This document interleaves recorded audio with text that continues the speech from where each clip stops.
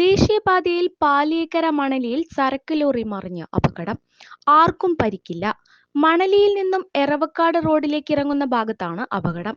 Plywood കയറ്റി വന്ന ലോറിയാണ് അപകടത്തിൽപ്പെട്ടത്. ഇന്ന് രാവിലെ 4:30യോടെയായിരുന്നു അപകടം. ദേശീയപാതയിൽ നിന്നും എറവക്കാട് റോഡിലേക്ക് തിരിയുന്ന ഭാഗത്ത് വലിയ വളവും ഇറക്കവുമാണ്. വളവ് തിരിയുന്നതിനുള്ള വീതിയും ഇവിടെയില്ല. തിരിയുന്ന ഭാഗത്തെ ഒരു വശത്ത് ദേശീയപാതയും എറവക്കാട് റോഡും തമ്മിൽ വലിയ ഉയര വ്യത്യാസമുണ്ട്. ഇവിടെ അപകടങ്ങൾ ഒഴിവാക്കാൻ ദേശീയപാത അതോറിറ്റിയും മറ്റു വകുപ്പുകളുമൊന്നും ചെയ്യുന്നില്ലെന്ന ആരോപണം ശക്തമാണ്. ആമ്പല്ലൂർ പാലിയേക്കര പ്രദേശത്തെ മറ്റൊരു അപകട മേഖലയായി ഇവിടെ മാറിയിരിക്കുകയാണ്. ഇവിടേക്ക് വാഹനങ്ങൾ തിരിയാനായി ദേശീയപാതയിൽ നിൽക്കുന്നതും നിരവധി അപകടങ്ങൾ സൃഷ്ടിക്കുന്നുണ്ട്.